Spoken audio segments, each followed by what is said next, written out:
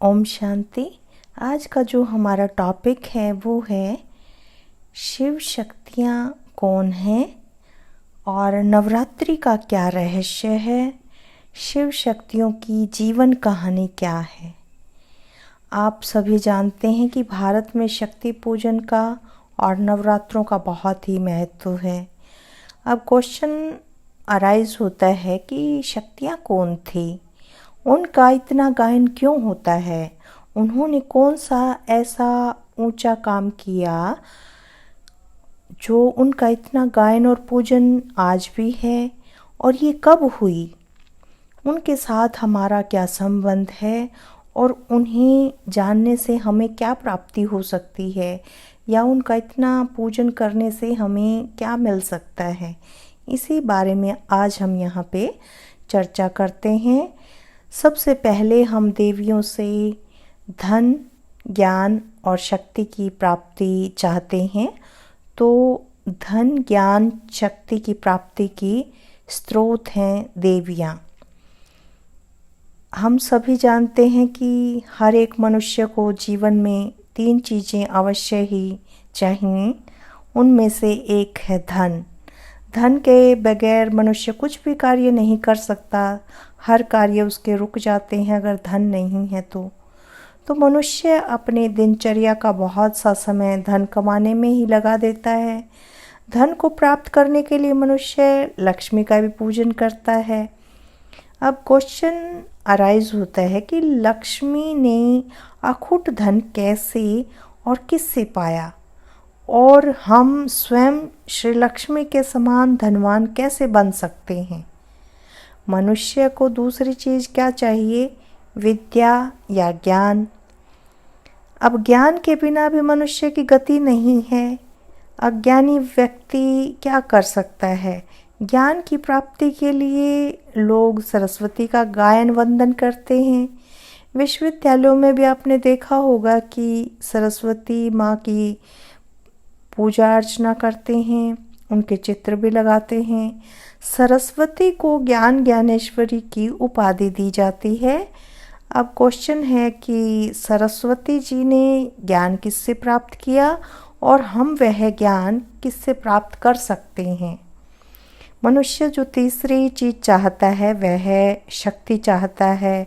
हर व्यक्ति सोचता है कि मेरे पास भरपूर शक्तियाँ हों जिससे मैं अपना समाज में ऊंचा पद पा सकूं, ऊंची प्रतिष्ठा पा सकूं। मनुष्य को शारीरिक और आत्मिक दोनों शक्तियां ही चाहिए, और ज्ञान शक्ति, योग शक्ति इत्यादि के लिए भी मनुष्य सरस्वती, दुर्गा इत्यादि का वंदन और पूजन करते हैं। परंतु यहाँ भी प्रश्न उठता है कि शक्तियों को शक्ति किसने दी और हम उनके समान शक्तिवान कैसे बन सकते हैं। तो श्री लक्ष्मी, श्री सरस्वती और श्री दुर्गा की जीवन कहानी क्या है, इसको जानना बहुत ही आवश्यक है, जरूरी है। अब शक्तियों के नाम गुणवाचक हैं। शक्तियों के 108 नाम प्रसिद्ध हैं और वे सभी लाक्षणिक और गुणवाचक नाम हैं। उन नामों में से या तो उनके पवित्र जीवन का या उनकी उच्च धारणाओं का परिचय देते हैं, या जिस काल में वे हुई उस समय का ज्ञान देते हैं, या परमपिता परमात्मा के साथ तथा मनुष्य मात्र के साथ उनके संबंध का बोध होता है, या उनके कर्तव्यों का हमें पता चलता है। जैसे शक्तियों के जो सरस्वती, ज्ञाना, विमला, तपस्विनी, सर्वशास्त्रमयी, त्रिनेत्री आदि नाम हैं, उनसे यह परिचय मिलता है कि शक्तियों में ज्ञान शक्ति, योग तपस्या की शक्ति और पवित्रता की शक्ति थी। कुमारी, कन्या इत्यादि नामों से यह परिचय मिलता है कि वो कौमार्य व्रत या ब्रह्मचर्य का पालन करती थी और उनमें पवित्रता की धारणा थी। आद्या या आदि देवी इत्यादि नामों से पता चलता है कि वे सृष्टि के आदिकाल में या सतयुगी सृष्टि की स्थापना के कार्य के समय हुई थी। इसी प्रकार उनके ब्राह्मी, सरस्वती, भवानी, भवप्रिया, शिवमय, शक्तियाँ इत्यादि नामों से भी जाना जाता है। वे प्रजापिता ब्रह्मा की ज्ञान पुत्रियाँ थीं और उन्हें परमात्मा शिव ने ब्रह्मा द्वारा ज्ञान शक्ति, योग शक्ति और पवित्रता की शक्ति दी थी। उनके दैहिक जन्म से संबंधित नाम और माता पिता तो अलग थे, परंतु जब उन्होंने प्रजापिता ब्रह्मा द्वारा परमात्मा शिव से ज्ञान प्राप्त किया और परमपिता परमात्मा से आत्मिक संबंध जोड़ा, तब उनके नाम सरस्वती, शारदा, ज्ञाना, कुमारी इत्यादि अलौकिक नाम प्रसिद्ध हुए। तब उन्होंने अन्य मनुष्यों को भी वह ईश्वरीय ज्ञान दिया, उनके आसुरी लक्षणों का अंत किया और उनकी आत्माओं को शांत और शीतल किया। इस कारण उनके नाम पड़े शीतला, दुर्गा और असुर संहारक कर्तव्यवाचक नाम प्रसिद्ध हुए। प्रजापिता या जगत पिता ब्रह्मा की कुमारी सरस्वती को अम्बा या जगदम्बा भी इसलिए कहा जाता है कि उन्होंने ज्ञान द्वारा सभी मनुष्य आत्माओं को नया आध्यात्मिक जन्म या मर्जीवा जन्म दिया। वरना आप समझ सकते हैं कि लौकिक अथवा दैहिक रीति से तो कोई भी सारे जगत की एक माता नहीं हो सकती। सरस्वती को जगदम्बा नाम से संबोधित करते हैं, फिर भी वे यह नहीं जानते कि जगत पिता कौन है। अब शक्तियों का गायन वंदन रात्रि को ही क्यों होता है? रात्रि में ही शक्तियों के गायन वंदन की जो परंपरा चली आई है, उसके पीछे भी एक इतिहास है। वास्तव में रात्रि ये आम रात्रि की बात नहीं है यहाँ पे, जो 24 घंटे में एक बार आती है, बल्कि जो सतयुग त्रेता युग को तो हम ब्रह्मा का दिन कहते हैं, क्योंकि उस काल में जनजीवन प्रकाशमय होता है, विकारों की कालिमा से आच्छादित नहीं होता, बल्कि सतोगुणी होता है। और द्वापर कलयुग को ब्रह्मा की रात्रि कहते हैं, क्योंकि इन दो युगों में मनुष्य अज्ञान, अंधकार और तमोगुणी होते हैं। जब कलयुग का अथवा ब्रह्मा की रात्रि का अंत होता है, तब सभी आत्माएं आसुरी गुणों से पीड़ित, अज्ञान निद्रा में सोई हुई और आत्मिक शक्ति से हीन हो जाती हैं। ऐसी अज्ञान रात्रि के समय परमपिता परमात्मा ज्योतिर्लिंगम शिव एक मध्यम वर्ग के मनुष्य के वृद्ध तन में अवतरित होते हैं और उसका दैहिक जन्म के समय नाम बदल देते हैं और नाम रखते हैं प्रजापिता ब्रह्मा। उनके मुखारविंद द्वारा जो नर नारियां ज्ञान सुनकर अपने जीवन को परिवर्तित करके नया आध्यात्मिक जन्म पाते हैं, वे ही सच्चे अर्थ में ब्रह्मावत्स हैं। उन ब्रह्मचर्य व्रत धारिणी कन्याओं, माताओं को शक्तियाँ कहते हैं, क्योंकि वे ब्रह्मा द्वारा परमात्मा शिव से ज्ञान शक्ति, योग शक्ति और पवित्रता की शक्ति प्राप्त करती हैं। तो उस रात्रि की याद में तथा उन शक्तियों की स्मृति में आज भी लोग रात्रि ही को शक्तियों का गुणगान करते हैं, नवरात्रि का त्योहार मनाते हैं। अब भी नवरात्रों में भक्तजन शक्तियों के चित्रों और मूर्तियों के आगे दीपक जगाकर कहते हैं कि हे अम्बे, यह दीपक अंधकार को हर चारों दशाओं में प्रकाश फैला रहा है। ऐसे ही हमारे जीवन में भी आप प्रकाश भर दो, हमारे अज्ञान को हर लो, हमें शक्ति दो माँ। ऐसा भक्तजन शक्तियों के चित्रों के आगे पूजा करते हुए वंदन करते हैं। तो भक्ति करते हैं, प्राप्ति नहीं करते। जो आज लोग शक्तियों की भक्ति तो करते हैं परंतु उनकी तरह शक्ति की प्राप्ति नहीं करते। वे नवरात्रों के दिनों में दीपक तो जगाते हैं परंतु उस जागती ज्योति शिव से, जिसने की शक्तियों को भी शक्ति दी थी, योग लगाकर स्वयं अपनी आत्मा की ज्योति नहीं जगाते। वे शक्तियों को तो तपस्विनी, ब्रह्मचारिणी इत्यादि मानते हैं परंतु स्वयं केवल नवरात्रों में ही ब्रह्मचर्य का पालन करके फिर से पतित हो जाते हैं।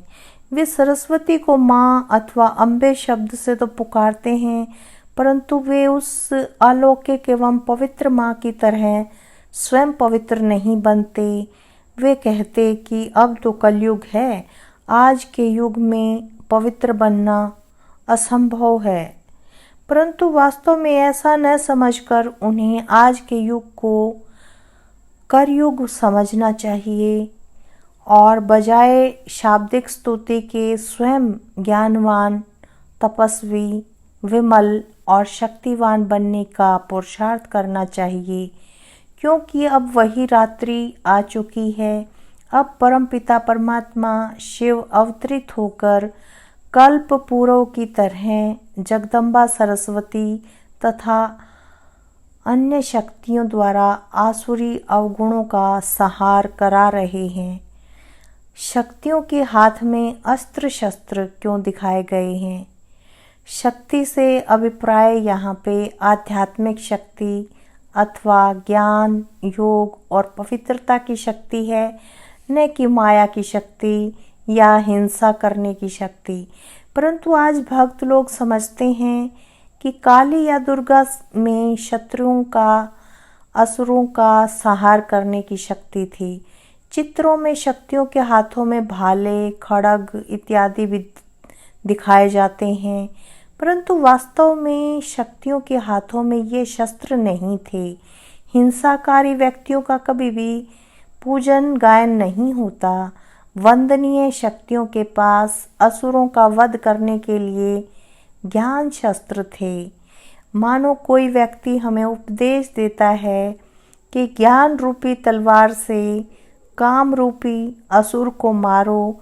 इस उपदेश को चित्रकार चित्र के रूप में अंकित करते समय हमारे हाथ में तलवार दिखाएगा और हमारे सामने काम को एक भयानक असुर के रूप में खड़ा कर देगा। इसी प्रकार शक्तियों की अनेक भुजाएं तथा उनमें अनेक प्रकार के अस्त्र शस्त्र दिखाने का भी यही अभिप्राय है कि काम, क्रोध, लोभ, मोह, अहंकार रूपी आसुरी लक्षणों का अंत करने के लिए उनमें बहुत शक्ति थी और ज्ञान की अनेक धारणाएं थी। वरना आप सोचिए कि अहिंसा तो धर्म का पहला और परम लक्षण है, तो इन धर्मयुक्त एवं वंदनीय शक्तियों के हाथों में हिंसा के शस्त्र मानना अज्ञानता और अनर्थ है। परंतु आज इन रहस्यों की ओर कोई ध्यान देता ही नहीं। बजाय लोग नवरात्रि के अवसर पर सरस्वती, दुर्गा इत्यादि की प्रतिमा बनाते हैं, उन्हें वस्त्र और आभूषण से सजाते और भोग भी लगाते हैं और अंत में पूजा इत्यादि करके उन्हें जल में प्रवाहित कर देते हैं। भला यह कैसी प्रीति है, ये कैसा प्रेम है कि स्थापना की, फिर पालना की, फिर अंत कर दिया। देवियों के प्रति सच्चा प्यार तो तब सिद्ध हो जब हम उनको, उनके महान कर्मों को हर पल हर घड़ी सामने रखें और उनका अनुसरण करें, उन जैसा बने। तभी सच्ची शिव शक्तियाँ हम बन सकते हैं। अच्छा, अभी हम शक्ति स्वरूप का अनुभव करेंगे। मैं एक शक्ति स्वरूप आत्मा हूँ, प्रकाश स्वरूप हूँ। मीठे बाबा, आप सर्वशक्तिवान हैं, सर्व शक्तियों के दाता हैं। मैं आपकी संतान मास्टर सर्वशक्तिवान हूँ। कितना प्रकाश है, कितनी शक्ति है। आपकी याद में रहने से मैं आत्मा सर्व शक्तियों को अपने अंदर भर रही हूँ। मैं प्रकाश स्वरूप और शक्ति स्वरूप हूँ। मैं आत्मा बीज स्वरूप हूँ, लाइट हाउस हूँ, माइट हाउस हूँ, विश्व कल्याणकारी हूँ। मुझे इस प्रकाश और शक्ति को सारे विश्व में फैलाना है। मैं इस प्रकाश और शक्ति को सारी दुनिया को प्रदान कर रही हूँ। मैं मायाजीत बनी हूँ। मैं नए विश्व का मालिक बन रही हूँ। मैं रूप में ज्योतिर्बिंदु स्वरूप हूँ, लेकिन शक्ति में सूर्य समान हूँ, लाइट हाउस हूँ। इसी लाइट और माइट से सारे विश्व का कल्याण होगा और यह सृष्टि स्वर्ग बन जाएगी। ओम शांति, ओम शांति।